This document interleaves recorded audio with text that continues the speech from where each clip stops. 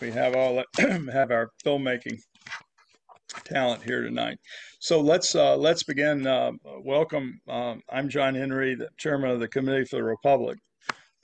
Since Teddy Roosevelt, presidents have orchestrated regime change as a staple of American foreign policy. We began our metamorphosis from a republic to an empire in Panama, Haiti, the DR, Dominican Republic, Nicaragua, and Cuba. Because it is covert action, there is no reliable estimate of how many foreign governments American presidents have overthrown, taken down in the last 100 years, but probably dozens. When I grew up, our civics class neglected to teach us that only Congress can initiate war and that the Korean War was unconstitutional presidential war. It goes without saying that toppling a foreign government is an act of war, what Clausewitz called politics by other means. In the 1947 National Security Act, Congress unconstitutionally delegated its war power, giving the president limitless authority to covertly change at will any regime in the world. Tonight, we're going to discuss Coup 53, a new documentary which focuses on one of America's most consequential acts of regime change, the unlawful removal of Iranian Prime Minister Mossadegh. The big lie is the signature of regime change. In the case of Iran, the big lie was Mossadegh was a Soviet puppet and Iranian communist collaborator. In fact, Mossadegh was a secular nationalist who despised both the Soviet Union and Great Britain. As late as 1946, the Soviet Union militarily still occupied certain Iranian territory. So it's no coincidence that the 1953 coup came at the heyday of McCarthyism, President Eisenhower's fatuous domino theory, and the Doolittle Report axiom that the United States must abandon the Constitution to be more lawless than the communists. I hope you enjoyed the documentary as much as I did, and Taghi has said that anyone who was not able to do it under the deadline of this Salon, that he will make it available, and we can communicate the details of that when we send out the video of tonight's Salon. The documentary features a 1983 British interview with George McGee, the father of Salon members Dorothy and Marcia, who are with us here tonight, and the grandfather of Max Moore, who everyone knows runs the committee's day-to-day business. Before Dorothy and Marcia tell you their stories, I want to tell you about what I learned from George McGee about tonight's topic. Between 1972 and 1975, I spent many pleasant hours on the Senate Foreign Relations Committee Subcommittee on Multinational Corporations talking with George McGee about his success as Assistant Secretary of State in the Truman administration.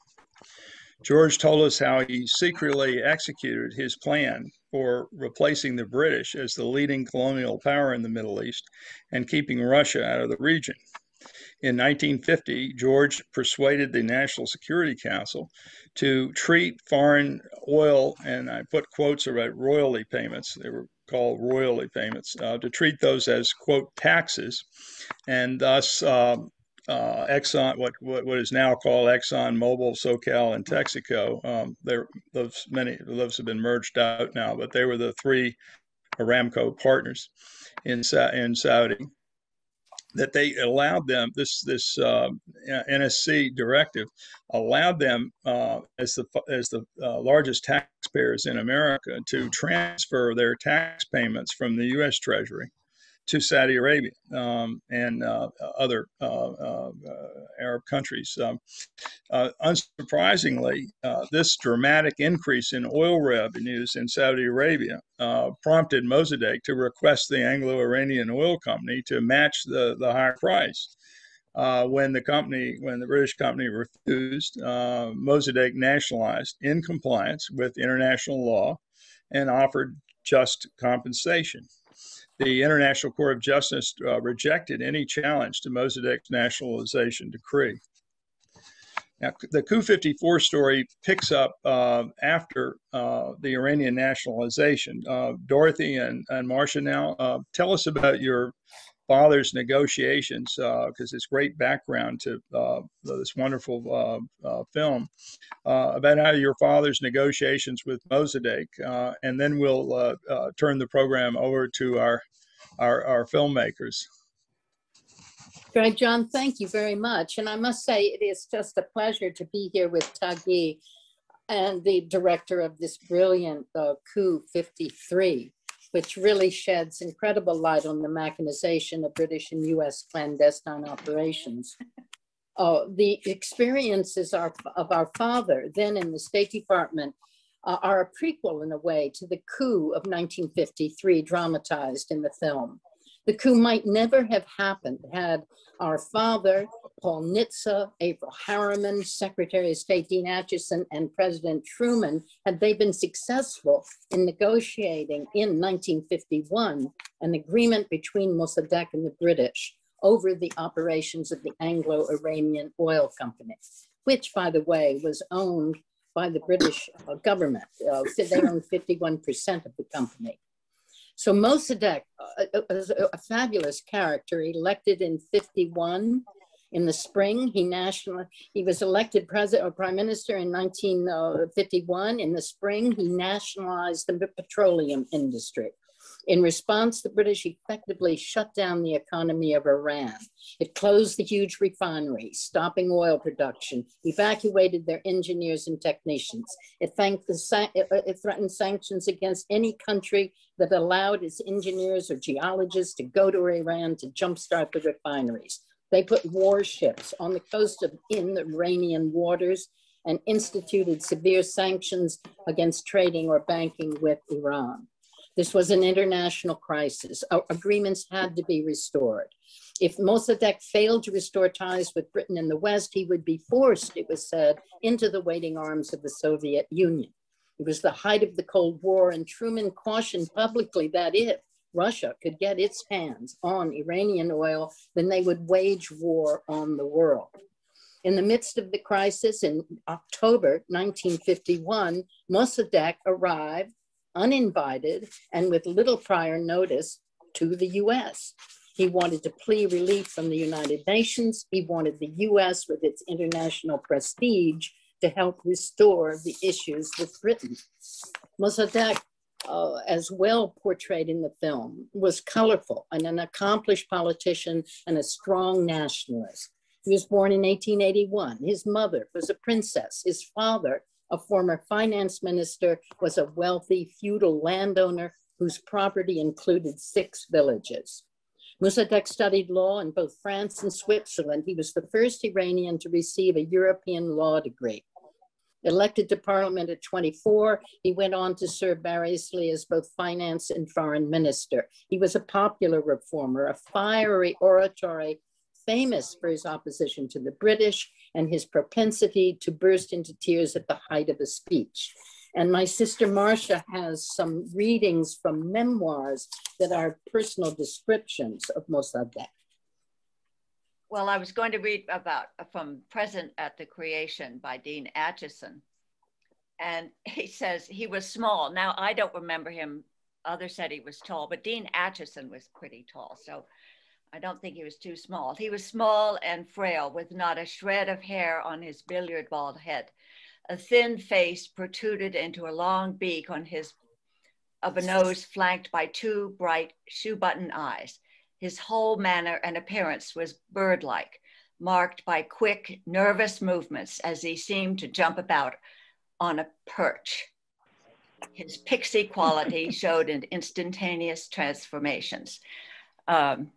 So he was a very quixotic chap and emotional and had many wiles, according to various secondary sources. That's the only physical one I have. I don't have our father's. Oh, you don't have Dada's? No, but you have it on, you took the book. Well, it's not very long. He dressed in a very unassuming manner. He was modest in his garb and quite informal. He liked to wear pajamas apparently, and even negotiate in bed. Negotiate from bed. Well, Yeah. this is what our father wrote in a subsequent memoir called Envoy to the Middle World. Much has been written about Mossadegh, who was a most interesting character, tall, gaunt, always half smiling. He had developed a reputation for emotional outbursts of crying in public and for his preference for doing business in bed. He never cried in my presence, perhaps because our meetings were not in the public eye and not worth the effort. Almost all of my talks with Mossadegh took place with only Vernon Walters, the translator, present. The two of us sitting on opposite sides at the foot of Mossadegh's bed. These conversations involved countless jokes and sallies on his part, often on ours, which could be followed by Mossadegh's compulsive laughter. One could not help but like him. He was, I considered, an intelligent man, and especially a sincere Iranian patriot whose reasoning was influenced by his age. He was about 70 in 1951, and warped by his extreme suspicion of everything British. It is true, I believe, that his attitude probably doomed the start of our efforts to facilitate an agreement with the British. Despite great efforts, I was unable to get him to understand the facts of life about international oil business. In the end, he would always smile and say, "I don't care about that." When I talked with him about oil prices, discounts, or technicians, "You don't understand," he would say, "it is a political problem." Now, Marcia also, in the 80 hours of conversations that our father had with Mossadegh, at one point, he took Mossadegh out to our family farm in Loudoun County. I don't remember him coming there, but Marcia does and has a few words about meeting him. Well, I was 11 at the time, and I knew that it was a solemn occasion, and this is an important man. But as I said, he was modestly dressed. He didn't look so important. But what I remember the most was him talking to our farmer, Mr. Lloyd. Mr. Lloyd was a very dignified man, and he was wearing his Sunday best. And tall or short, I think I remember them being at a level and having a really long, serious talk. And I remember being impressed that Mr. Lloyd was so dignified and straightforward in talking to this supposedly, apparently famous man. That's all I remember. I was 11 at the time. But it should also be said that Mr. Lloyd was illiterate. He was a white farmer from many generations of farming, of rural poverty, and he didn't read or write. And Mossadegh treated him with just enormous respect, apparently. Well, as you said, if he was from a farming background, he cared about it, yeah.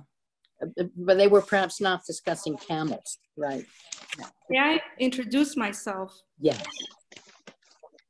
My name is Fariba Amini, and Eric Olson asked me to join you guys, and I'm very privileged to be in this talk because not only this coup means a lot to all of us Iranians, but let me tell you that I had the privilege because I used to live in Middleburg, and I went and met your father and had an interview with him.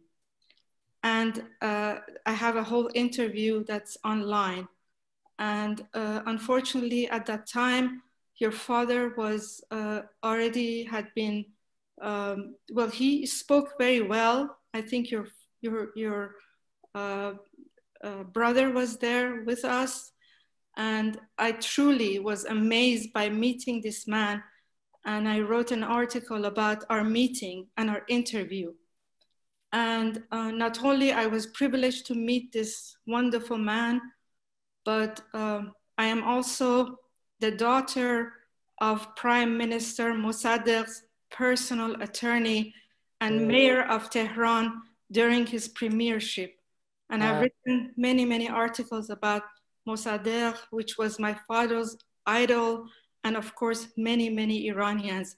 And your father was so gracious to meet me and to talk to me. And I have pictures of us, the two of us. And I will send anyone who's interested, I will send that article. But I remember the words, and he gave me all of his books. He wrote, actually signed the books to me. And I was very privileged to meet him. And we talked about, it was actually before the invasion of Iraq, and he was so much against the invasion of Iraq.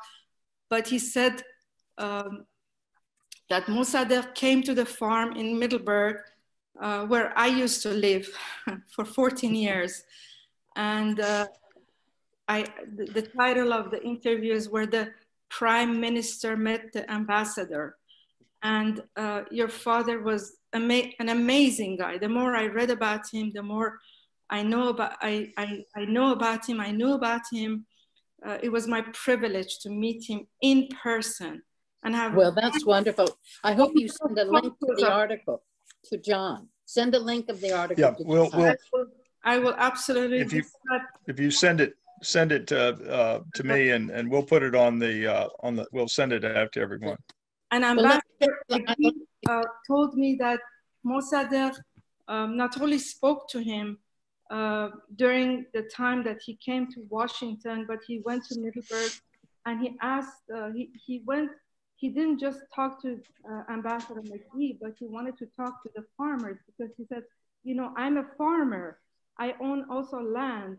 And he was very much interested in what Americans were doing with their land, or he was, you know, he as an owner of a land property, so he was very much interested in what Ambassador McGee and the farmers were doing there. So it was a wonderful experience for me personally to meet a wonderful man. Well, that's wonderful. And you send the link to John. And perhaps, John, I should proceed and just finish my little, I'm going to do a little bit of finish this history. And I'm sure if you have criticisms, you will hopefully put them forward. But I want to set the stage so that we can go back to the film director, who's going to talk about all he went through to develop the documentary. So what I was going to go back was to try and everybody should to understand the intensity of the confrontation between the British and Mossadegh. It's important to understand the Britons had been in Iran since 1913, and they exploited its resources. They hoarded profits. They controlled this enormous trade, and they were only returning 13 to 16% of the profits. And they maintained effective control for decades of the political life through their relationships to corrupt leaders. Further alienating the Iranians, as this film shows really well, was the disdain with which the Iranians were held by the British. Working conditions for the army of laborers at the refineries were vile. Shacks, no running water, inadequate shelter from intense heat, no schools, minimum health care, nor was there training or better employment opportunities for Iranians in technical or engineering jobs. And as the film shows, the British had their own pleasant communities which excluded any Iranians. In 1944, the British and the Russians had invaded and taken over Iran. They wanted to secure the oil, open a secure land route known as the Persian corridor to the USSR. This route eventually allowed thousands of tons of land-lease material and weapons to get to the Russians. And oil had become a critically strategic commodity for the British because Churchill had converted his navy from coal to oil. So Iran in the late 40s and early 50s was in turmoil with fiery debates over what to do about the British, their political influence, their exploitation of resources. And then all hell broke loose in 1950 when US oil companies agreed to share with Saudi Arabia their profits 50-50. So Mossadegh, an arch nationalist, gets elected. Shortly thereafter, nationalizes the petroleum industry. And the future of the business was at stake, and the possibility of Iran falling into communist hands. So it is in this context that Mossadegh pops up in New York. He moved into a hotel suite in Manhattan. And our father then was Undersecretary of State for the Near East. And he was also a professional geologist who understood the issues. And he was put in as point man in the negotiations with Mossadegh. He was 39 years old and he was determined. And Marcia has found a wonderful description written by a third party of our father. This is from a biography of Oliver Franks, who was very much in the British man, who was very much in the negotiations. And it's just so wonderfully American against the Brits. To all outward appearances, the dauntless McGee was perfect for the part of the new Roman, just 39, oil savvy and oil rich himself. The assistant secretary's impregnable self-assurance and sharp tongue were enough to give British officials convulsions. And a wonderful irony about this, and in dealing with Oliver Franks, was that Oliver Franks was our father's tutor at Oxford. Oh, wow. I didn't know that. Yes. I remember him, And he was your dad was a Rhodes Scholar. He was a Rhodes Scholar, yes. And the worst kind of American for the British. They hated his bluntness, his forthrightness, and wanted to get things done. And it was a great sorrow to him that he could not persuade Dr. Mossadegh to do what he felt was good for the country. And when your father went to the hotel in Washington, I think it is I believe it's the Shoreham Hotel. He entered Mossadegh's room, and Mossadegh immediately, he was a very, very shrewd man. He told Ambassador McGee that you have come to tell me. No. That's Michael. Don't say that line. That's the end of my story. I won't. You just don't step on my lines. Here we go. No. So we'll continue. We're going to cost my sister.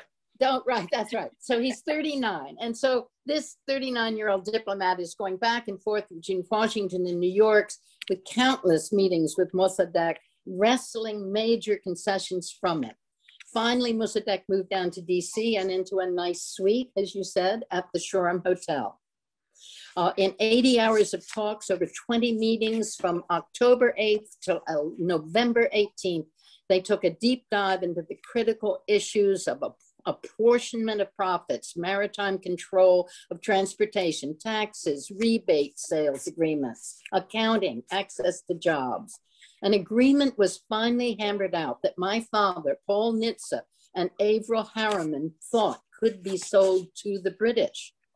The pivotal meeting to discuss this proposal was set for November 4th in Paris, where American Secretary of State Dean Acheson and British Foreign Minister Anthony Eden were to meet. They were optimistic. Major concessions had been made by the Iranians. Mossadegh was urged to stay on in the US so as to discuss possible counter proposals. He lunched with President Truman.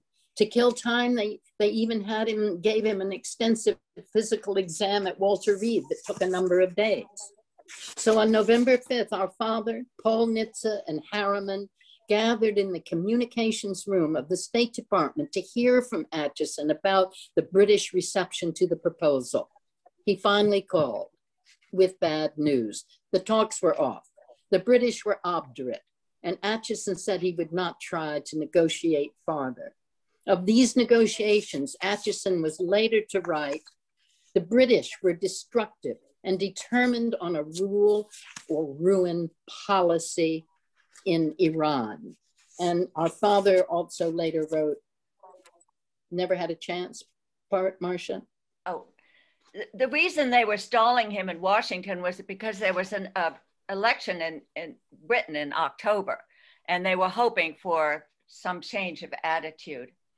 My father says, in the end, it must be concluded that Mossadegh failed insofar as he was not able to take advantage of the opportunities he had created through the nationalization of the oil company for the benefit of his country. If one assumes, however, that the British government was fundamentally opposed to dealing with Mossadegh on the question of nationalization, recognized as valid in international law, one can conclude that he never had a chance. So our father was elected to break the news to Mossadegh. And as he wrote, quote, when I entered his bedroom, my father later wrote, Mossadegh merely said, you've come to send me home. Yes, I said. But I think one of the most detailing, this is, I know this has been lengthy and I appreciate Taghi's patience, but the really chilling aspect of this whole story is that Anthony Eden's position when he turned down Mossadegh's proposal. Acheson was insisting if the British didn't deal with Mossadegh, they would soon be dealing with the Russians. Anthony Eden refused to accept the argument that the only alternative to Mossadegh was communist rule. He was willing to wait on a new and more accommodating prime minister. And this documentary shows how the British finally brought that about.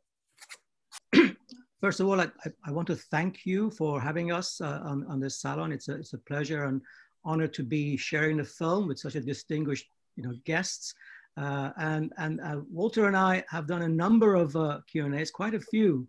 Well, this one is the most extraordinary and unique in its own way that nothing else would ever touch it after and before because of the personal connection to the story and the anecdotes and the background that we've heard. It really gives it a whole different spin. And even I thought I knew a lot, and even I have now learned new stuff from obviously from the personal accounts of George McGee's daughter and also Fariba Amini. Incidentally, it's one of the drawbacks of making a very long film with a complicated structure and many interviews. We interviewed Fariba and her mother, and it's a beautiful, beautiful interview about Mohammad Amini and his relationship with Mossadegh, and some fantastic stories, which unfortunately were in the film at some point and couldn't be, but will be in the DVD extra. So do stand by for that. I'd much rather have time for more questions, but I will do a short intro to the film. Walter will do his own intro to set the scene for the film, about the making of the film, about the challenges of the making of the film, and how to tell the story. And then we'd love to hear questions. We come alive with questions. That's where we kind of do our thing. I spent 10 years making this film. This began as an idea in 2009. It actually didn't take shape as a documentary first. It was going to be a feature film, a narrative fiction. And I even met with Stephen Kinzer and offered to buy the movie rights to his book, All the Shah's Men, and was planning on writing a screenplay. But in the process of researching the background and trying to find witnesses and trying to flesh out this screenplay, I met Mossadegh's bodyguard, Mr. Mehran, who you see in the film. And his interview was so revealing, was so poignant. He was so articulate and eloquent and with very vivid memories.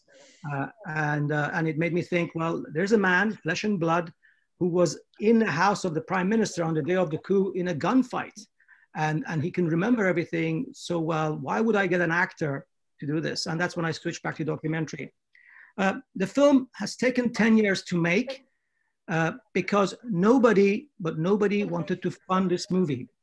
Every funding institution that you can think of that support documentary films or movies in general turned this thing down. A major Hollywood studio came in and pulled out. So we had no choice but to raise the money privately from donations, dollar by dollar. And I'm delighted to say 99.999% of the budget for this film came from America, and not necessarily all Iranian Americans, and some very visionary, amazing Americans helped this film be made. But it took a long time. Raising dollar by dollar donations, is not a kind of a slam dunk in one go. We had to shut down a few times when the money ran out, and but that helped us.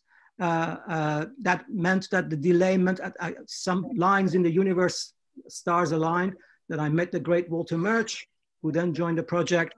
Walter brought Ray Fiennes, and Walter will tell you how we came together. Yes, I met Taghi in New York in 2012 on the whatever anniversary of the coup it was. It was the August 19th. And it was at the apartment of a gentleman, Jerry Orstrom, who was an investor who was investing in the film that I was working on at the time, which was a documentary about the Large Hadron Collider in Geneva. Particle Fever is the name of the film. But he was also supporting Taghi in the early days of getting up to speed. And Taghi and I bonded over physics, because that was what was in my head at the time. Taghi graduated in physics from Nottingham University. And he helped us get into some festivals with our film, and then it went on to have a great success. And Taghi and I naturally just kept in touch with each other. Much of the investment, other than New York, it was from San Francisco, Silicon Valley, and my wife and I have a house just north of San Francisco, and Taghi would stay with us, go down to Silicon Valley, shake the can, come back, we would count the pennies, and off he'd go. And but I never thought that I would work on the film that he was making. But in motion pictures, you can almost never predict the future. The film I was working on, which was a big Hollywood Disney film, Tomorrowland, came to an end. And my wife, who's English, and Taghi put their heads together and said, what you need to do is go to London, and which is where I am now, and work on this little film about the coup in Iran in 1953, when I was 10 years old. And so I thought, great, that's a complete change of topic and subject. I knew something about Mossadegh because I had edited Sam Mendes's film Jarhead, which was about the first Gulf War. And in doing that, I had done research and read up on the history of Middle Eastern oil, how the discovery and exploitation of oil in Texas was virtually contemporaneous with the discovery of oil in Iran, which was the first gusher in the Middle East. And that's where I learned about Mossadegh. So when Taghi pitched his idea to me, it fell on receptive grounds. But nothing in the finished film was known at the beginning, other than we were going to tell what happened on the 4 days of the coup. Taghi would shorthand it by saying this is the 4 days of the Condor. But the time that it took, and I was working actively on the film for 4 years, we had the time to set the blade of our plow deeper than we would have ordinarily. And when you do that, you bring up archaeological artifacts that have long been buried. And the principal one that really came to light was along with Stephen Meade, the CIA operative, and Norman Derbyshire, neither of whom have been seen talking about their very important role in the coup. So in this case, it was a blessing that it took as long as it did. And the film really grew organically. There was no script as such to begin with. It evolved out of the facts that we were discovering. Yeah, about the structure of the film, I never write sort of detailed script for documentaries. I just throw myself into the project and I'm guided by gut feeling or instinct. There were several things that were important and uppermost in my mind when we set out was that there must be really good, authentic Iranian voices in this film. I'm an Iranian, Anglo-Iranian. I bridge the cultural gap, the political gap, and I have kind of a foothold in both cultures and history. It was very important to have that and also find stuff that hasn't been seen, things that haven't been heard, people's personal archives, and there's some amazing, extraordinary personal archives that we unearthed. But that was all the result of us not being backed by anybody and having the time. And it was a real thrill to shape a film as you're finding stuff and structuring it, putting things in there, and then that changes, and it really grew. Some of the greatest twists and turns in the story are the result of the time we had to find stuff to shape. Well, Taghi, when I first saw the film, Stephen Kinzer was very prominent in it, and we've had Stephen twice when he left the New York Times on his Iranian book, All the Shah's Men, back in right after the Iraq War when we started up our salons, and then we had him back for the his book on the Spanish-American War, where we had an empire debate, the last empire debate we really had. And Stephen, I had this recollection that Stephen had said that we'd taken down 100 governments in the last century. And I went back to check that. Thank God I did, because my memory is not as good as it used to be. And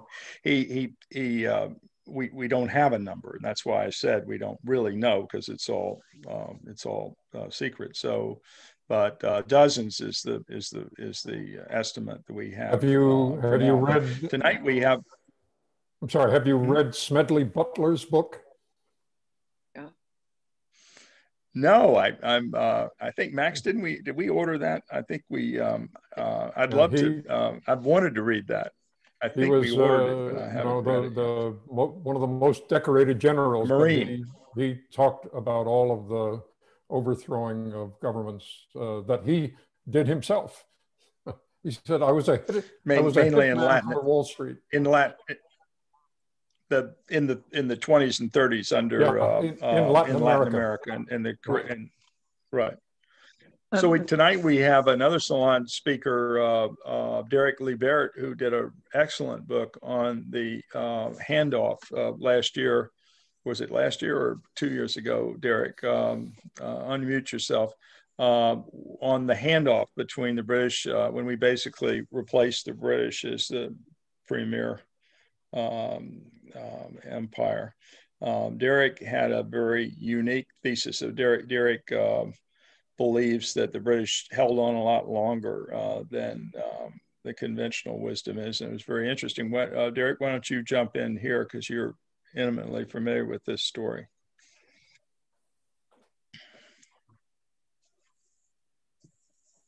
Did we lose Derek? I saw him on earlier. While we wait for Derek, may I say something about Stephen Kinzer? Okay, I'm unmuted, I think. Absolutely. Oh.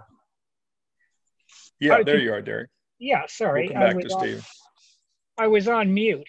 Yes, I looked closely at the Iranian Revolution as well. And what staggered me about it, in addition to all the excellent insight that has already been offered, is that the British in 1951 were full set to have a conventional invasion of Iran, despite threats from the Soviet Union.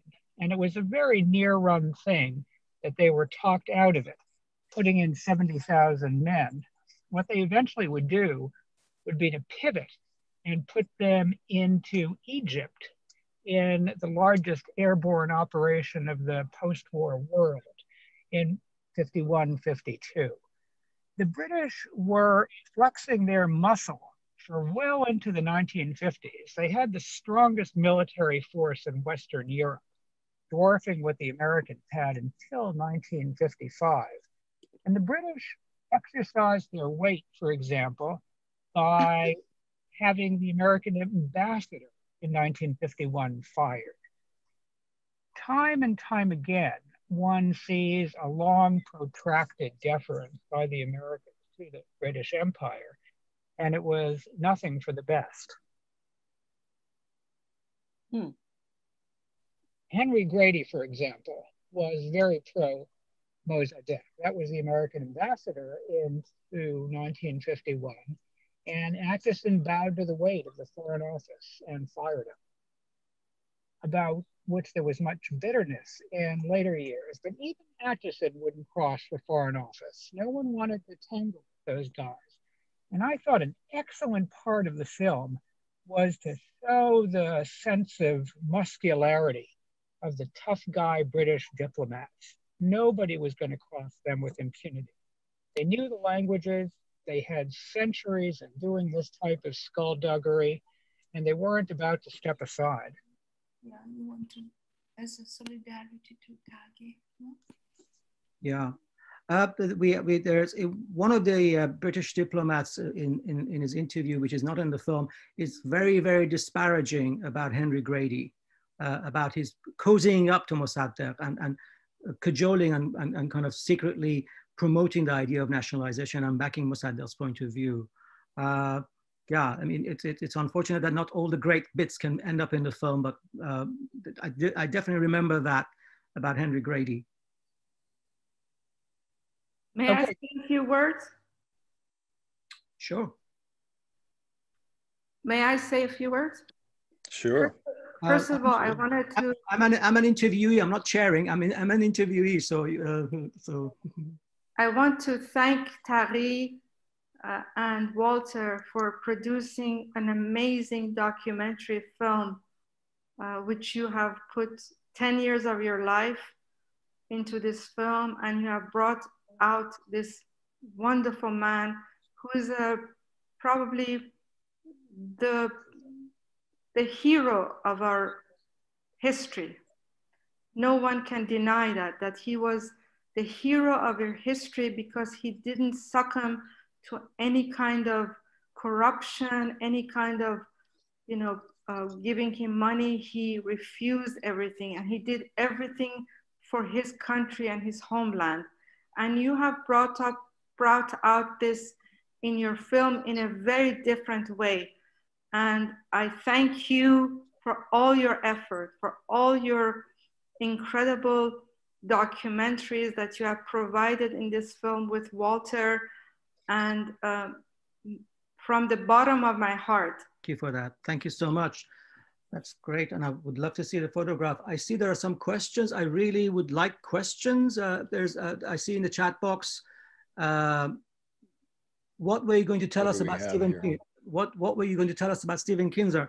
Stephen Kinzer, of course, I met him in 2009 when we were discussing buying the option to his book for a movie. But then when it became a documentary, I stayed in touch. I tell you something about the interview with him. He was a critical interviewee for us, very important.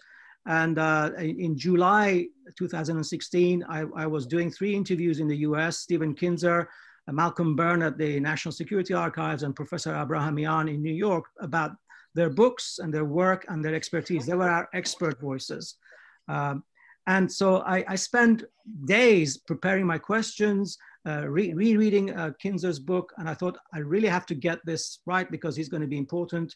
And I emailed him saying, Stephen, I want you to put a whole day aside.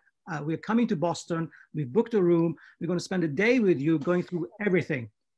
And Kinzer, he's very brief with his emails. I find Americans are very short with email, which is good because I still think emails are just beautifully crafted letters, and I spend hours and I get a one-line reply thinking, why? What are you doing with a one-line reply? I spent days writing to you. Kinzer said, what I've got to say, I can do in 45 minutes. I said, are you kidding me? I brought an entire crew, booked a room and everything. And true to God, we sat down. Kinzer delivered word-perfect answers back to back in under 45 minutes, and he was out for lunch. And he is the most incredible. Walter, tell us about how you found editing Stephen Kinzer. Well, he's got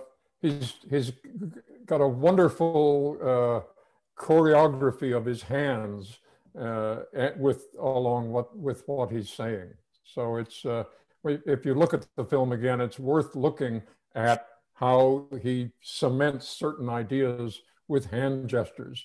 And I'd also just like to add to what Taghi said, in that the other another crucial interview was the interview that we did with Ralph Fiennes, which also only took 45 minutes. So these two pillars that support the film, Stephen Kinzer's testimony, and then all of the shooting with Ralph Fiennes was finished. The camera started rolling, and maybe just under an hour later, he was done, and he ran back across the Thames River to start becoming Mark Antony again and start speaking Shakespeare rather than Derbyshire. These are two men at the peak of their game. They're really master of their craft, whether it's acting or political analysis. Kinzer's answers were beautifully shaped arguments with the nuance, with the hand gestures. Everything was, you had a perfectly shaped answer that worked. In fact, a tribute to him, he's given the final word in the film, and that conclusion that Kinzer gives us at the end of the film, the kind of the consequences of the coup and where we are is beautiful. I never get bored listening to Kinzer wrap up the film for us, and that was amazing. Well, I think it really worked. And Catherine Weiler, you may want to weigh in. You're a film expert here, but we're going to do another. I'm so excited about what you guys have done. There's another film we're going to do called "Who Killed Lieutenant Van Dorn," and it's Pierre Spare and Chuck Spinney are the kind of the people that are interviewed and provide the framework, the bigger picture that Stephen did in your film, that give it a lot of gravitas and a lot of framework, and so it's a wonderful technique. Catherine, do you want to say something? I would love to say just that I thought this documentary was so fascinating. I'm hoping that it's going to be seen by everybody at the State Department and Secretary of State, etc., because I think it could have such an impact. And while I have you, I have a question. I've just started this book. I don't know if you can see this, America and Iran. Yeah, it's just come out. 1720 to the present. Well, it's very fat, but it's very readable. I'm finding it fascinating. So, so you haven't read it yet? No, I've only just seen posts about it. Thank you for that. It just seems like maybe this is a moment where we could do something about our sad relationship. Well, absolutely. That was one of the reasons we made the film, like informing the American audience and also the hawkish warmongering American politicians who want to invade Iran tomorrow morning, of the history and the backstory. As we say in the film, for most Americans, and quite naturally, given the news agenda of the time, the Iran story really begins in 79. There is really no Iran pre-79. It's the revolution, it's the hostage crisis, and I completely understand the hostage crisis was a very visceral, powerful scar on the psyche of the American people. And in fact, the American politicians have not forgiven Iran for that. And so everything is shaped by that. But, Harry Truman said, there is nothing new in the world except the history you do not know. And that's why we made this film, because this is the history a lot of people don't know. And we had to go back to the original sin. I see a question here, why did I make this film? What made me want to make this film? Well, in Iran, you grow up with the story of the coup. It really shapes your psyche. I occasionally say the coup is in everybody's DNA. It's part of the fabric of your being. It shaped Iran's relationship with itself It clearly shapes Iran's relationship with the West, particularly America and Britain. There's no question that it led to the revolution. You know, when you get rid of a secular, democratic-minded prime minister and you install the Shah and turn him from a kind of a constitutional monarch into an absolute monarch, a dictator, and in order to keep him in power, as Stephen Mead says in our interview, Dulles brothers, Alan Dulles realized, Eisenhower realized, if you want to keep this boy in power, you got to back him up, train his secret service, teach Savak how to torture. And you crush the Iranian people under the rule of the Shah for 25 years, what do you expect? It explodes. I know that from personal experience. I grew up under the Shah until the age of 15. My teachers were arrested by Savak and taken away frequently. Books that were banned, we couldn't read. I had to smuggle books home and walk home in fear of being arrested for having banned books. I know it personally. And so this event is critical to how Iran evolved to where it is now. And everything is rooted in 53. And then it clearly shapes American foreign policy. We all know that. I don't have to, we're a very distinguished, well-read audience here. You know, they thought this is such a hoot, such a success. Let's do it again. Guatemala, and so on, and so on, and so on. Chile in 73. So that's why we made the film. And that's why I think, yes, you're right, Catherine. I think people in State Department should see it. Pre-COVID, we were planning to have a screening at the Capitol. I think we should still try and get people to see it. I've been trying for 2 years to get President Obama to see it because he was, running the Iran deal. He spoke in Cairo at his first speech to the Muslim world in 2009, and he talks about the coup openly. And I understand, I haven't read his new book. He actually, a part of chapter 9, a big part of chapter 9 in his book is about the coup. So the time has come for the coup to be talked about, mainly because you had your own one on the 6th of January. Sure. So I see that Edward Martin has a comment here on the State Department, the senior State Department official. Ed, or can you unmute? Ask yes. your question or make your... Thank you. Can you hear me? Yes. Yeah. Okay. Yes. I was part of an ecumenical delegation that was in Iran in 2007. And when we came back, some of us spent time in Washington visiting some senators, staff, and also at the State Department. And we met with the #2 person in the Middle East Bureau, Ambassador James Jeffries. And one of our members started out by saying, there are kind of two narratives about the Iran-US relations. And on the US side, there's the 79 coup, 79 hostage taking, and that has really colored relations here. But on the Iran side, and she started out and she said there was the 1953 coup, there was the US support for Saddam Hussein in the Iran-Iraq war, there was a shooting down of the Iran Air civilian airliner. And this man, when she said, that's what she started to say, but when she said there was the 53 coup, he jumped right in and he said, the 1953 coup was the best thing the US ever did for Iran. He said Mossadegh was a socialist and he was going to put in a communist dictatorship, and the US saved Iran from that. And I just couldn't believe that the State Department in 2007 was still having that view of the history and what who Mossadegh was, and the whole Cold War fear of communism. Yeah. View. Mm. Yeah. Wow. Yeah. Astonishing. You unmute.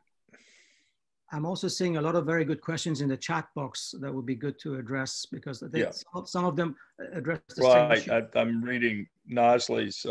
Go ahead, Nosley. I see you. Yes, I read Stephen Pinker's book several years ago, and I remember very distinctly that Kermit Roosevelt played quite a role in all the skullduggery, but he is not shown that much in the documentary. And I wanted to ask Taghi about the reason why the emphasis was more on this Norman Derbyshire and Stephen Mead, and not so much, maybe there were a lot of players, but those two were in the forefront, except Stephen Kinzer talks mainly about Kermit Roosevelt. Yeah, Walter, do you want to take this up and I'll follow through? Sure. I think this is one of the big achievements of Coup 53 is that Kermit Roosevelt sprang to prominence because he represented the United States in this coup. But he was only in Iran for 3 weeks. He didn't speak Persian, didn't speak Farsi.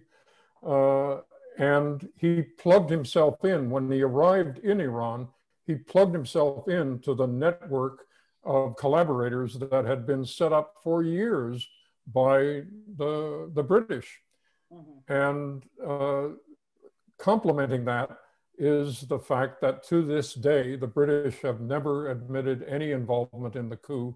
And so that created a vacuum into which Kermit Roosevelt, who was very adept at self-promoting, wrote a book about all of this. And that cemented in people's minds the idea that the CIA was solely responsible for the coup and that Kermit Roosevelt was a major actor in this. What you see in our film is a moment where the initial attempt at the coup failed, and the CIA, who had never done this before, this is the first time the CIA in such a huge way had gone off campus, so to speak, to destabilize a foreign government in another hemisphere. And so when the initial coup failed, the CIA decided to get out, and they telexed Kermit to get out now. But that telex had to go through Cyprus, which is where Derbyshire was. And Derbyshire, the British guy who was running the coup, who wrote the coup, wrote the handbook for how to achieve this coup, he pressed the go button and called out the Rashidian brothers and the crowd on the street to start burning down the newspaper offices and really accelerate things. So without doubt, Kermit Roosevelt was crucial, but he arrived in Iran with bags of money. He was kind of a glorified bagman who was fueling the resources by which this coup was going to happen. See, Derbyshire was in Iran from the age of 19. He spoke fluent Persian. He knew Iran inside out. He laid the groundwork. He co-wrote the plan for the coup. Operation Ajax was a plan written by Donald Wilbur and Norman Derbyshire. This was their coup. This was their plan. And for a while, there was a guy called Monty Woodhouse, who was a MI6 man in charge of Iran. He then left, and Derbyshire took over. As he says, as Ray Fiennes says in the film, the actual running of the coup, from our side, was my responsibility. So to explain the emphasis on Derbyshire, this was a Derbyshire written, produced, and directed coup.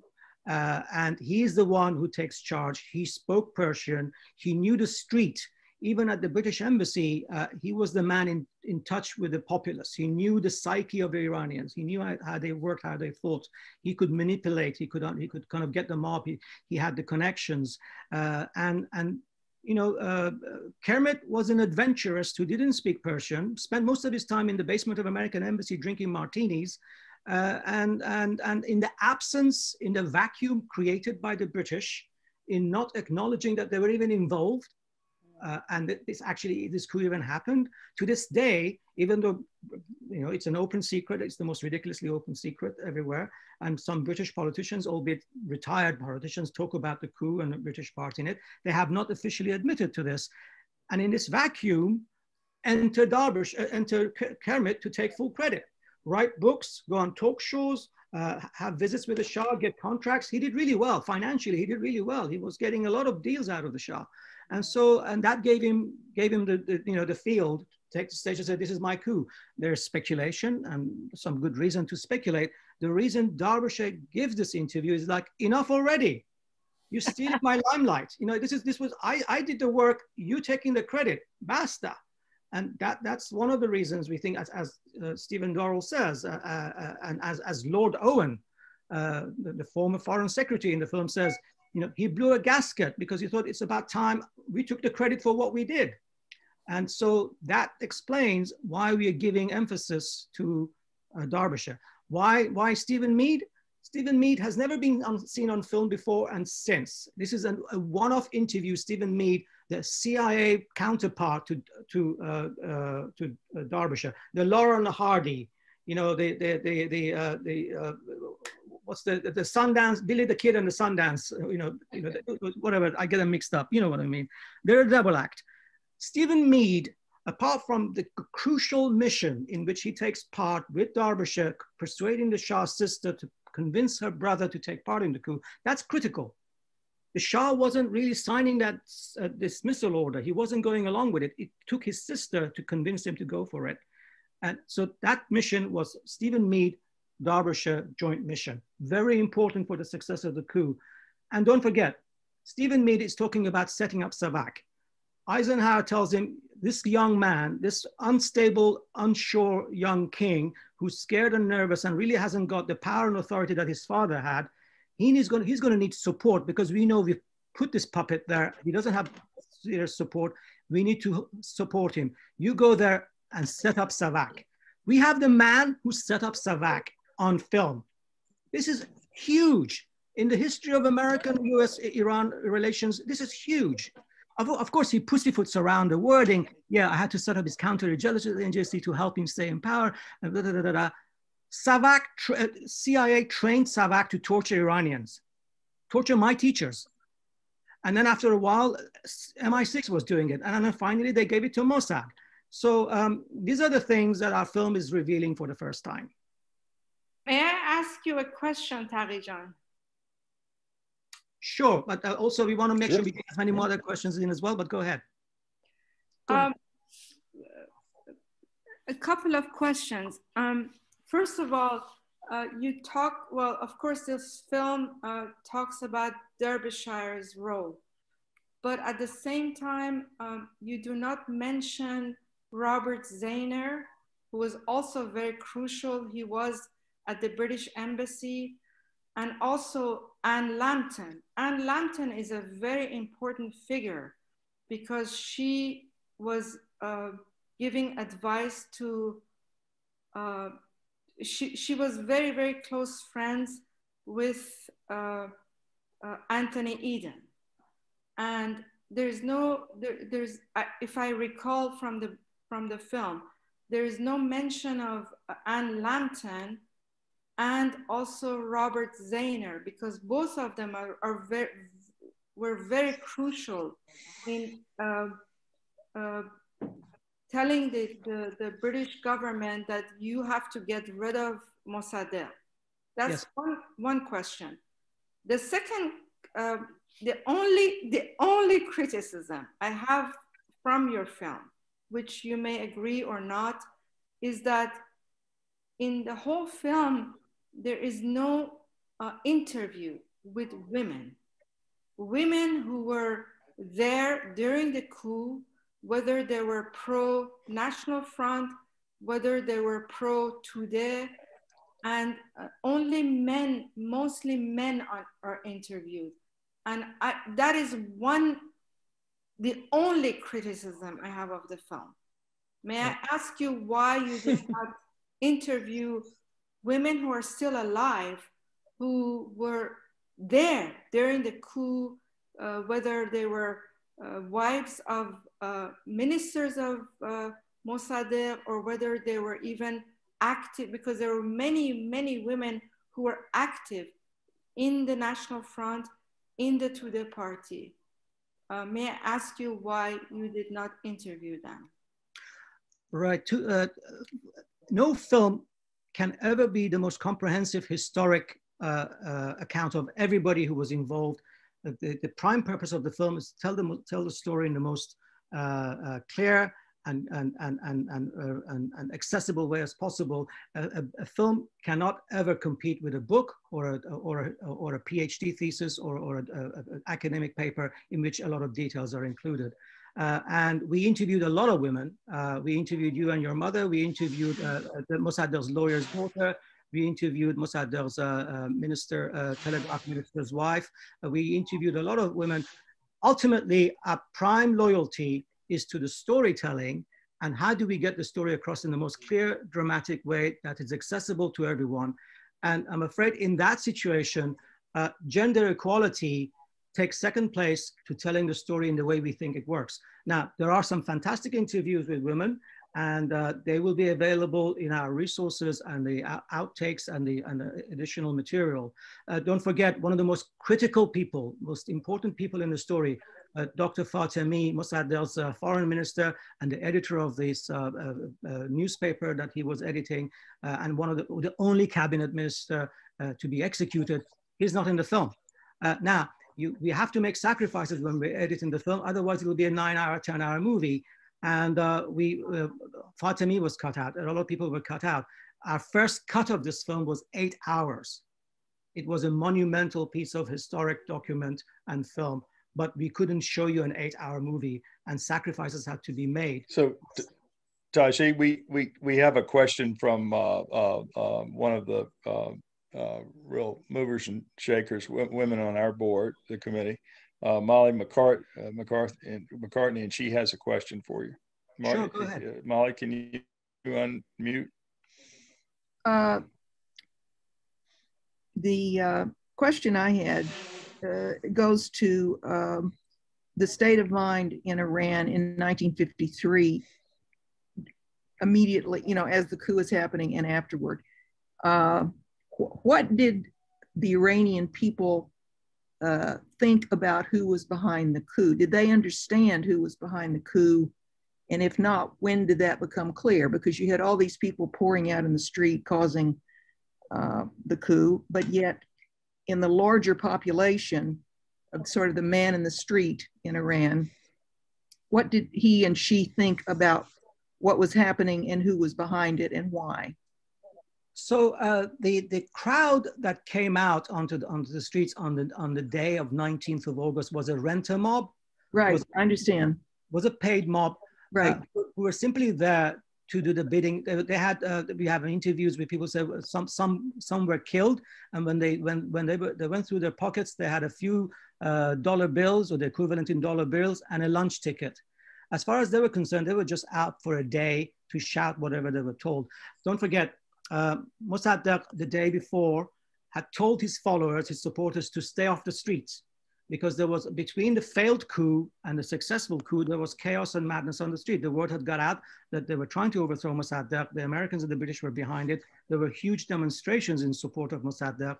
Lloyd Henderson flies back because he'd bailed out of Iran so that he couldn't be implicated in the coup. When the coup failed, he'd actually come back because the Americans had decided he's won, we have to deal with him. Let's sit down and talk to him.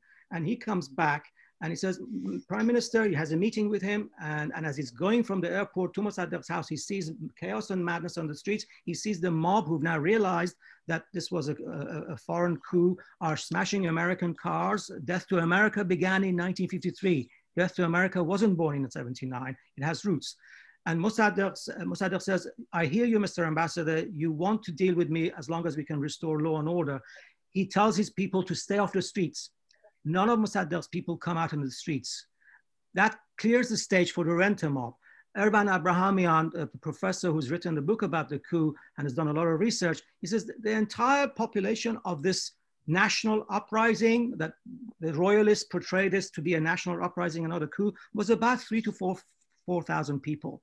That was the mob. Were they really politically savvy? I don't think so. These were people who would shout anything if you paid them. As we have the interview with one of them, there's the man who was involved, the guy who was on the truck, the butcher. He says, I was just a poor guy out for a day and I would have shouted anything. That crowd shouted death to the Shah in the morning, death to Mossadegh in the afternoon. So, but yes, gradually it became clear what it was. And you know, the Shah pretended until his dying day that this was a national uprising. And you keep telling yourself a lie long enough, you believe the lie. And so the Shah said this was a national uprising. He even commemorated 19th of August as a celebration day, built a statue in a big square. After about 2 or 3 years, nobody came, nobody showed up. They stopped celebrating it. but because people knew. And there's the ambassador, the British ambassador reports back to the Foreign Office 6 months after the coup saying, Mossadegh in exile in prison is now more popular than he was before the coup. So that's the side. And don't, you know, people, the mindset of the Iranians, well, they never forgot. You know, the great John le Carre says in a brilliant interview, find it online, he's interviewed on Democracy Now! He says, victims never forget. Victims never forget. The victims move on. It's a little blip in their memory bank. And I mean, I never forgot. That's why I made the film. Why didn't you talk about the role of the clergy? The role of the clergy in the film? Because the clergy had everything to do against Mossadegh. Sure. Do you mind if we deal with some of the other questions to make sure that there's an even display of questions? Would that be okay? Yes. Yeah, we'll come back. We'll come back to that. So we have a John Mueller, a former Salon speaker. John, are you out in Ohio or you here? Yes, in Ohio. Actually, I was going to ask the same question about the clergy. The argument was that often is that some of the mobs were clergy, Muslim clergy dominated, and they were trying to get rid of Mossadegh because, as pointed out earlier, he was a secularist. And they thought they'd have a better time with the Shah in, and the Shah turned out to be a secularist as well, and a modernizer. And then, of course, clergy had its final revenge in 1979. Does that make much sense? Do you see that? Yep. The clergy is mentioned in our film. It's true that we don't focus on it too much. Forgive the pun. Our biggest coup in Coup 53 is the British admission in the form of Norman Derbyshire that turns the history inside out. This has always been known for 67 years as the Kermit Roosevelt CIA coup, and we've always known it's been the British coup, and they led it. And our biggest discovery that we focus on and becomes a central spine of our film is Norman Derbyshire. Because of that, certain things are less concentrated. Ayatollah Khashani, who is mentioned in the film, Derbyshire talks about him, he's in there. We don't expand on it, but we're not denying the clergy's role, and he's there. In fact, the clergy were involved in controlling the mob. Every clergyman had their own following, and he's in the film. Other documentaries have been made that focus on that more. If we're going to claim to want to make a new film, we have to offer something new. We have to say something else, and that's what we do. And we are not denying the role of the clergy. In fact, keeping the clergy on his side was the Shah's downfall, because and Kinzer says this in the interview, which is not in the film. It will be in the resources after. He says the Shah shut down all civil society institutions, unions, universities, lawyers, everyone, students.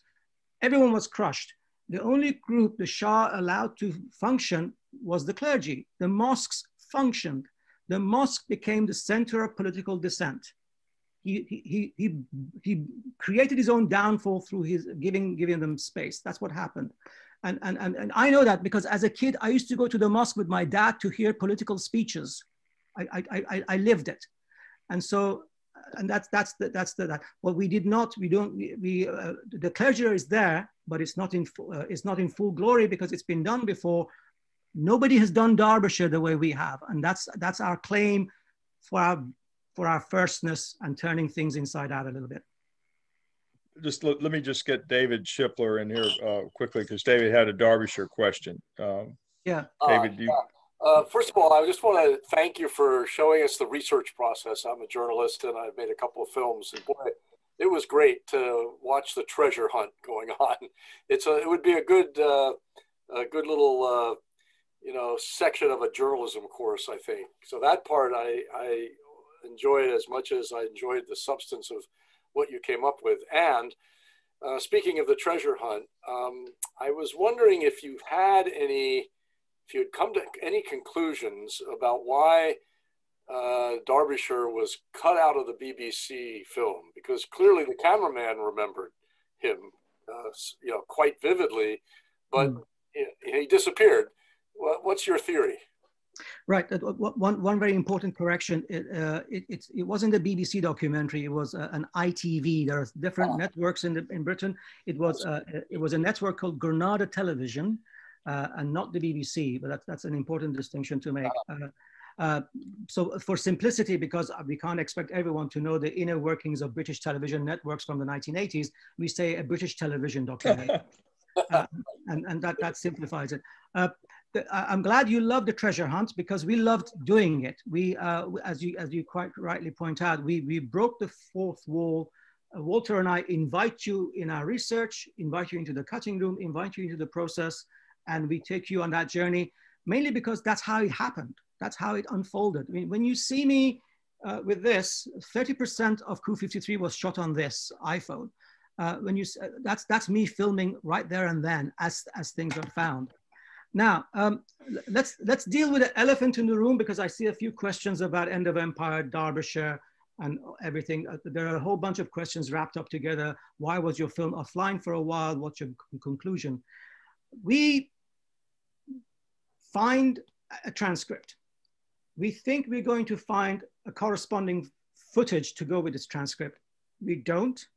We then interview a number of people, 6 people, with different versions of memories of what happened with this interview. And we present that to you in a very honest and clear and transparent way, without any editing tricks. We ask questions, we ask legitimate journalistic questions. We are aware of the fact that I've spent 10 years of my life not to investigate another documentary, but tell the story of the coup. At some point, we reach a dead end and we cut to the chase. We know the transcript is authentic. And if there was any doubt, it's been confirmed categorically. This is a real interview. These are Darbish's own words. He said these things. We get Rafe Fiennes to deliver those lines. Now, we respect the intelligence of the audience. And we say, here are the questions we've asked. Here are the interviews. Here's the information we have. We have conflicting testimony and conflicting memories. You make up your minds. I'm not here to tell you he was cut out. I'm not here to tell you MI6 censored him. I'm simply saying he said these things. Whether he was filmed or not is for you to make up your minds. Let's talk about what he's saying. That's the explosive, amazing material. That's the most explosive, revelatory content of Darbish's interview have never been put in a film before. They never found their way into the original documentary. And that's what we put out there. Now, End of Empire threatened to sue us for libel for 4 months, from August 2020 to right through to December 2020. This threat, which never materialized in a legal action, it never became, they didn't even hire lawyers. They simply threatened and shook the stick.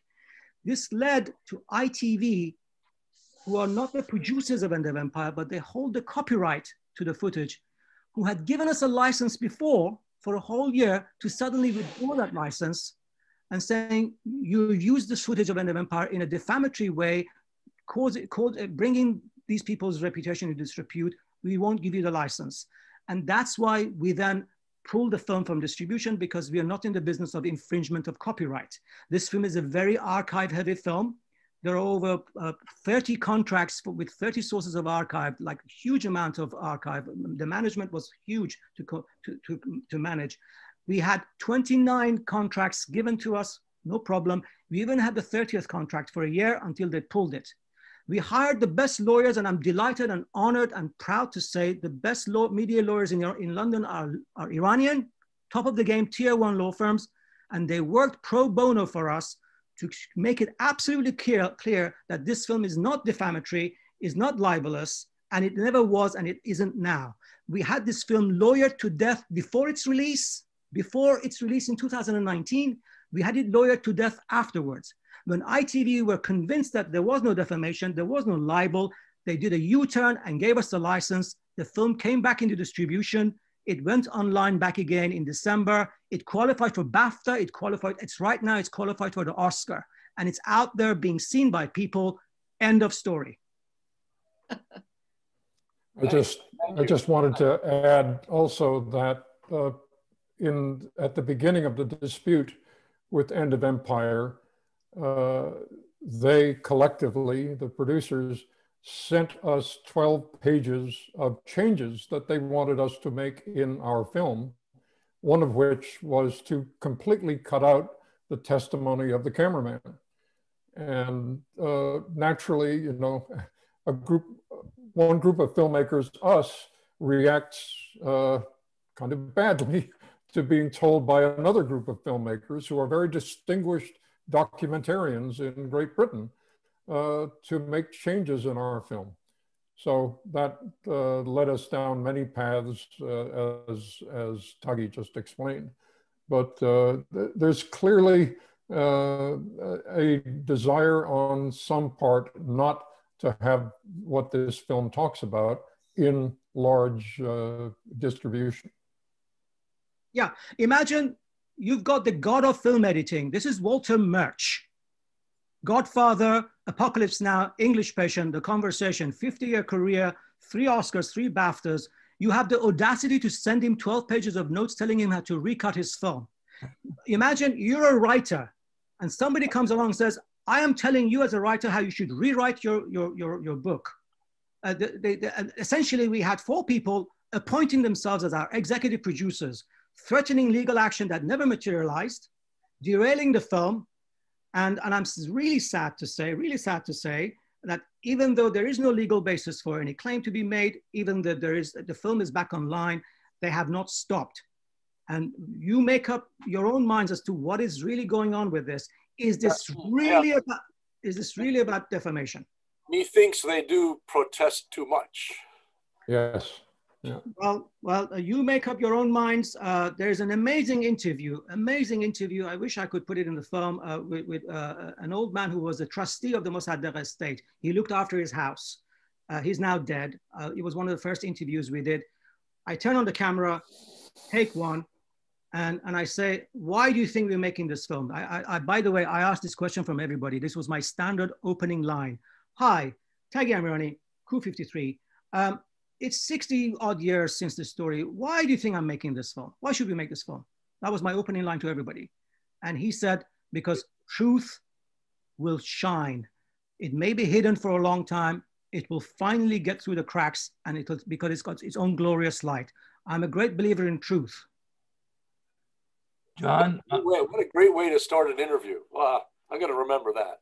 Yeah, that's a good line. Whenever you interview somebody about anything, ask them why we're making this.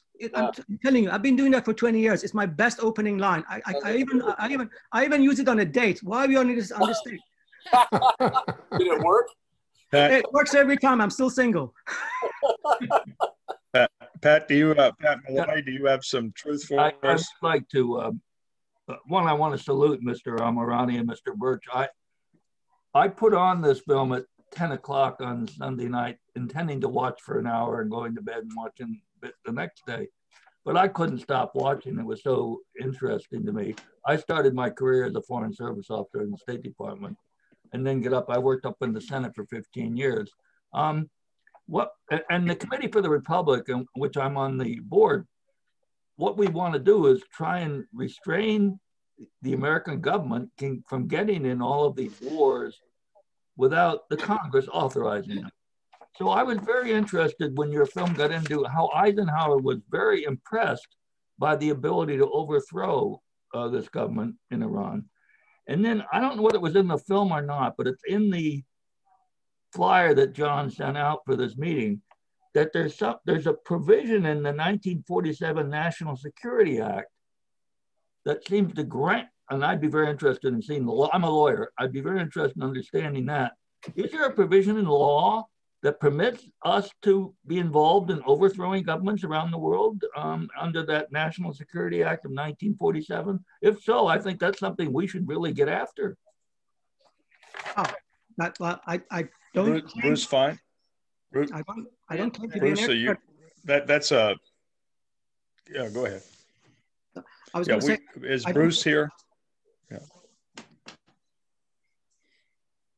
I was just about to say, I don't claim to be an expert on the national security or the Constitution or the American law, but I agree with the sentiment you express. Yeah, I think it's very important for us. If there's a provision in law, Bruce, we ought to get after that. Yeah, this is Bruce Fine. Yeah. Can you hear me, John? Yes? Yeah. Yeah, okay. Yeah, absolutely. Yeah, there's a provision in the 47 Act. It's identifying the tasks the CIA can perform at the direction of the National Security Council. I think it's section 102. And it says, and other, it's a very opaque language. It speaks of other activities, emergency activities as directed by the National Security Council. And from the very beginning, that language has been interpreted and applied to authorize any covert action that the National Security Council, which is of course directed by the president, wishes to order. And Harry Truman, who signed the act, later on in his oral history with Merle Miller, said it was the stupidest thing he ever did. The CIA was a rogue element and it was causing way more mischief than it was doing good. But yes, it's been, what, now close to 70 years. And that's why Mossadegh was hardly the first one. The first covert action was disinformation campaign, 1948 elections in Italy, to bribe the voters and newspapers to support the Christian Democrats. And then we went to Mossadegh in Guatemala, Sukarno, we went to Trujillo, Dominican Republic, Cuba, anyway, on and on, Indonesia. And my guess is we're probably continuing to do it today, just all classified. And since Congress doesn't do any oversight anymore, it's all concealed from us. I might add Japan, Bruce. I did a front page story in the New York Times in the 70s, breaking the news that we were paying the liberal Democrats. Yeah. Man, I got queries from Japanese newspapers for 30 years after that. Wow. Who was the CIA guy who leaked that story? Yeah. And we were playing these games back in the 40s. Oh yeah. And we had King Hussein in Jordan on the CIA payroll for decades. Yeah. You know, I remember Washington Post broke this story. But the other thing I just want to add, former father-in-law, his name was Absalom Hajati, was in the Shah's, he was in Mossadegh's cabinet as education minister at the time of the coup. He wrote 3 volumes in Farsi on a biography of Mossadegh. And he explained to me repeatedly that this bogus idea that he was going to capitulate to the Tudeh party and fall into the communist hands was what was used to try to frighten the United States into undertaking the coup. He also told me that he believed that the Iranians had information showing the Dulles brothers of the Shah were paid off $1 million for their coup. He, as a consequence, he refused to fly in any airplane that took off or landed at Dulles Airport for his whole life. His name was Absalom Hajati. Yeah. His name was, does the name Hajati mean anything to you? He was in the education ministry. Hajari. Hajati. Hajari. It rings a bell, but not, I don't think I know. There was one thing to say about the communist threat. Don't forget, on 5th of August, 53, Stalin had just died. In March. In March 53, March 53. And so the idea that the Soviet Union was all coordinated and had a leader and they were planning to take over Iran,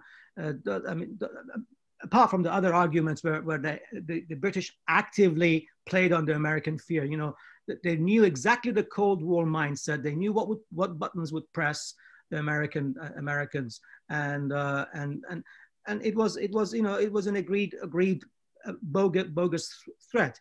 But and Americans were not that naive at the time. They wanted that oil.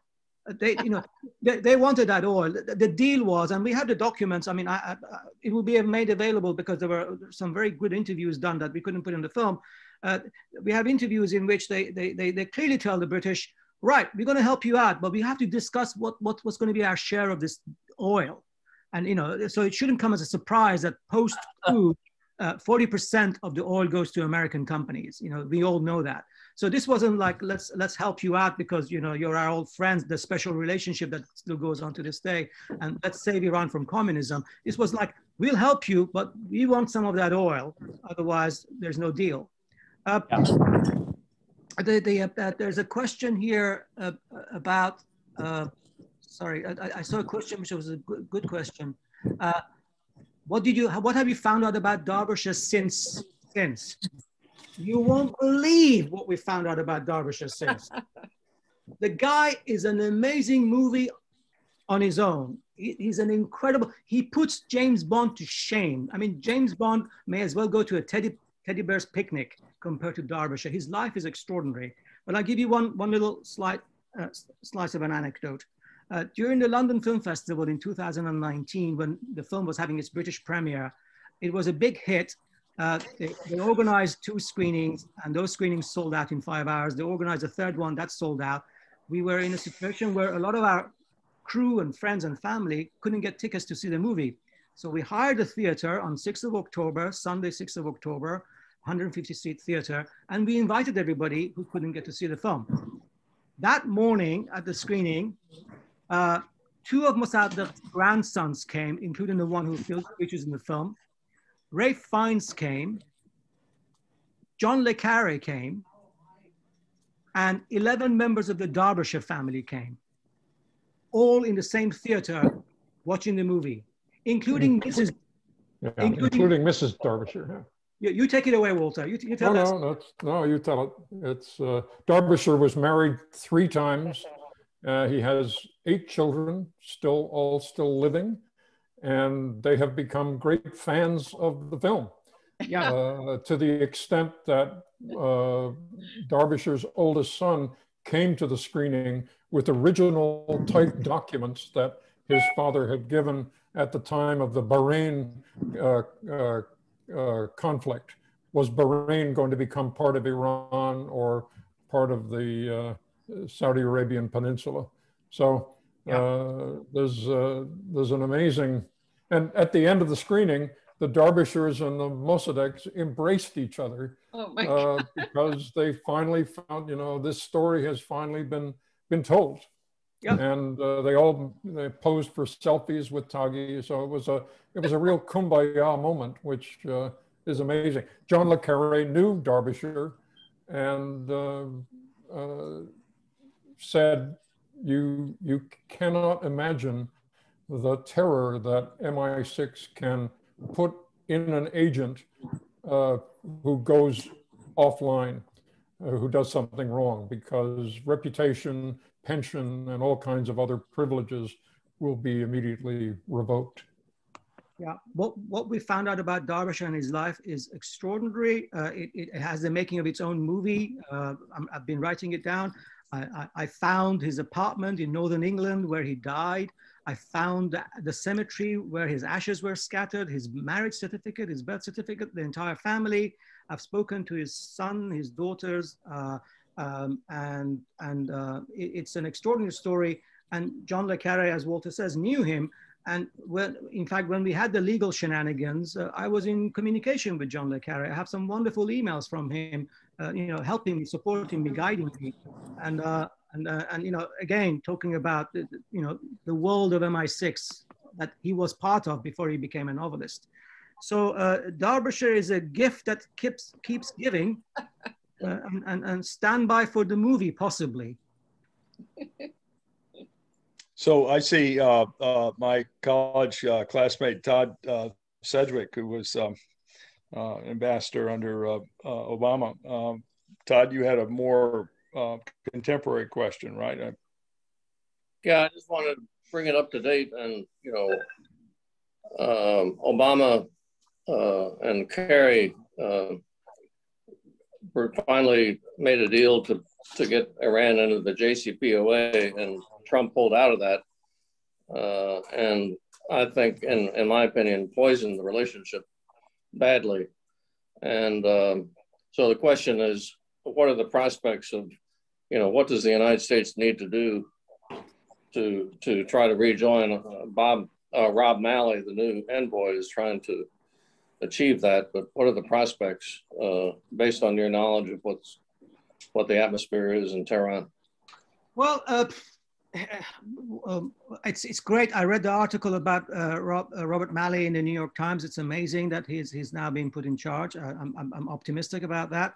And Peggy Carey came to see the film in New York and said to me, "My brother needs to see this, but we've been trying desperately to get him to see it." And I've got a link ready for Barack Obama. I'm dying for him to see it because I think the film has the power to kind of change minds or kind of give people some context. I think the Iranians will be open to coming back to the deal. They haven't dismissed it.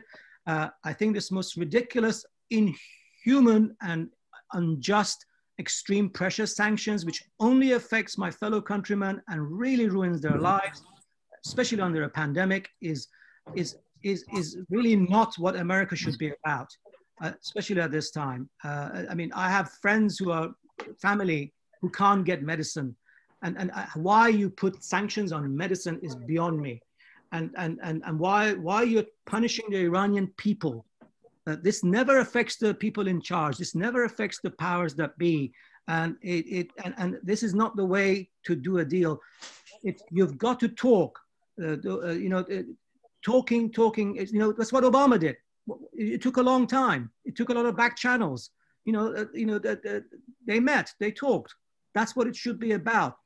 You've got to know where it's coming from. You need to know where the whole thing comes from. People still feel the anniversary of the coup. It's still a raw wound. It's a scab that whenever you pull it, there's blood, and psychological. I'm an eternal optimist. I think you get, thankfully Biden was in the Obama administration when the deal was being done, so maybe he'll pick it up. My biggest worry is the lobby that kind of pushes the other way, and the influence that it brings, and that's the worry.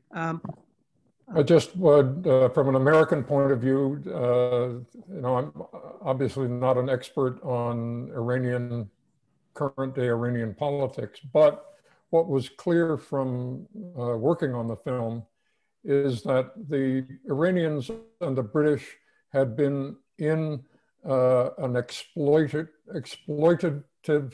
adversarial commercial relationship for hundreds of years. So the Iranians knew the British. There's many jokes about, if the weather turns bad, it must be the British. So they were cynically realistic about who the British were and what the British were up to.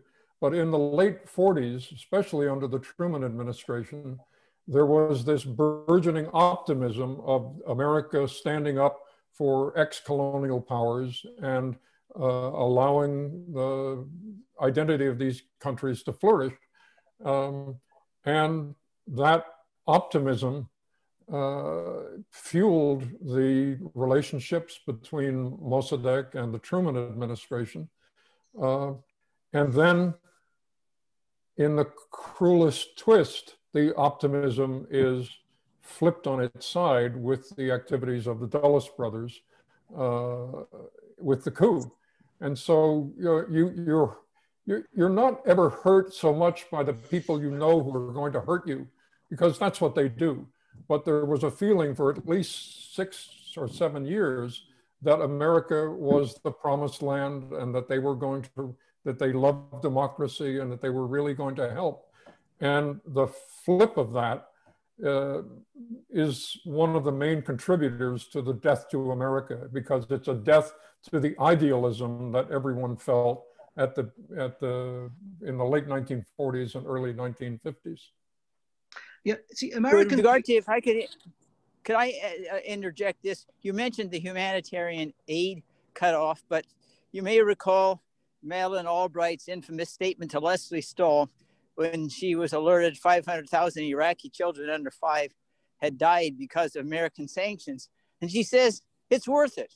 So that's what our mentality is. It's callous. It's not unique to Iran. 500,000, she didn't blink an eye. Yep, I've seen that clip many times. It breaks my heart. But that's the same Madeleine Albright who was one of the first American politicians to admit that the coup was regrettable and it set Iran back. It's like, well, I mean, how do you deal with that? You know, American people and Iranian people are so much more aligned and natural partners than anyone can imagine. Culturally, they're so close. Really, if you take the politicians out of the equations, there's so much harmony between everything the Americans love, the Iranians love, whether it's materialism and Coca-Cola and hamburgers and jeans or movies or everything else. They're so aligned. In fact, that's why so many Iranians are in Los Angeles, because Los Angeles reminds them of Tehran. In fact, it's known as Tehrangeles. Those who know will know. In fact, if you Google map Tehrangeles, it will take you to Westwood Boulevard and Santa Monica Boulevard. That's how close they are, and that's why I think we're missing an opportunity. People to people connection matters, and it's so powerful if it's allowed to happen, because really there's no animosity between Iranian people and American people. There simply isn't. Some of my best friends are American. You know, in a different life, I'll be living in New York, but that's where we are. Ambassador Sedgwick, I want to be in touch with you, because I would love you to send the link to President Obama and also Mr. Kerry, John Kerry. I'll be happy to try to make those connections. Thank you, because we need people to see this film, and they will be great advocates for it. Yeah. Not promising anything. Sure. Somebody's asking. Thanks, Todd, for doing it. Thank you so much. Somebody's asking, how can people see this film? Now, quick, maybe, I don't know if it's, maybe you're tired already and we can wrap up. The backstory to this. What time is it there? It's 5 hours ahead. So that's why we started at 6. So. It's 5 to 1 in the morning. It's okay. This is early. We used to be in the cutting room till 2 or 3 in the morning. This is normal. Okay. The backstory of this film is that nobody wanted it made. Nobody funded it. A lot of festivals turned it down. No distributor came up. We've done everything ourselves. Everything you see with Kufi 3 has been done in a very small team, some of whom are already watching this thing. It was just us from our kitchen tables. Is Terry on there? I'm sorry? Terrence Ward, is he on there? Terrence, I think they did tuning from Florence. They may still be here. So this film has been made against the odds. It's had every hurdle, every obstacle thrown in its path. As I said earlier, a Hollywood studio came in and pulled out. All the major festivals turned us down except Telluride. Bless you, Telluride. If Telluride hadn't selected this film, it would have disappeared into nothingness. And even though we had a spectacular world premiere, no distributor came up. We've been derailed from awards. The End of Empire team, bless them, lobbied against the film being considered for a BAFTA. We didn't get longlisted because they literally lobbied BAFTA members not to vote for this film. So bless them for that. But if you want to see the film, it's on coup53.com. What we're doing is unusual for self-distributed film because we care. All the art house theaters that are shut down, all we ask them is to list the film on their website, to their mailing list, and then we take care of the VOD and everything. All the back end is taken care of by us. And just for doing that, we're giving them 50% of the box office. And we're encouraging people to find the nearest art house near them and buy their ticket to watch the film from that cinema because they get the benefit. And more cinemas are joining, colleges and universities are coming in, and we're about to open in Chile, 1973 and Pinochet, and every country that's been screwed by America is dying to see this film. And of course, our biggest customer base, India, is dying, practically gagging to see the film because they know the empire better than anybody else. And so that's what we're doing. Taghi, I think we had Joan Stoller. Joan, are you there? I think you had an answer to the question of how many governments we've taken down. 60. Yeah, I was part of the Venezuelan embassy takeover when Maduro and the the United States was trying to kick Maduro out of Venezuela. But John Kirikow came to us and did a seminar. And if you remember John Kirikow, CIA, was one of the few who went to prison for some very minor nod to a journalist. with some, anyway, the government pounced on him. But he was very frank about how in the halls of the CIA, there is an office, you know, knock on the door, and it is the office of the coups. And he was very frank, you know, we asked him how many, and he said that, you know, that as far as he knows, there's 62 coups that the CIA has performed on the other countries. And he said, at one point I asked, I cannot remember the executive that he went up to the hall with, but it was some senior, either the CIA or the deputy, and asked him, he had this idea of, something. Anyway, the executive says to him, whatever you want to do, it's okay. He said, I have more money than I know what to do with, and whatever you think you need to do, just go ahead and do it. And that's how open, this was like, this is, I think, 2019 with the Venezuela embassy takeover, Code Pink, Women for Peace. And so, man, this is something we can do about it. And it's what you're doing is exposing the existing foreign policy of this country, under Pompeo, this is crazy what we're doing to other countries. And, I really appreciate what you've done. Thank you. Thank you very much. Well, you've been terrific to stay up this late, and this has been very stimulating. And I thought I knew a lot about this, and I learned a ton that I didn't know. Can I ask one question? Is the film going to be shown in Iran, do you think? It has been. Yeah, the film opened in Iran at a documentary festival in December. It won a special audience award. That led to it being invited to take part in competition at Iran's leading film festival, the Fajr Film Festival, in competition. And last week it won the top prize, the golden, the crystal phoenix. And it's now on general release right across Iran, available to 80 million Iranians to see it both online and in selected art house cinemas, because social distancing, they managed to run that well. Certain theaters are open, and it's running in theaters and online right now. And if 80 million Iranians all buy one ticket for $1, we can pay off our debts. I see Terry. Is that you, Terry Ward? In, yes, in it Florence? is. Terry, come on, Florence now. Very well. Lovely to see you, Taghi. No, I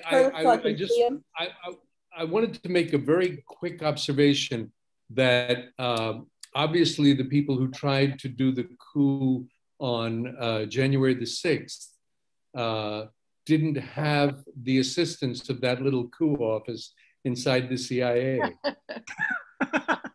Yeah, I mean, there was a mix-up there. No, yeah.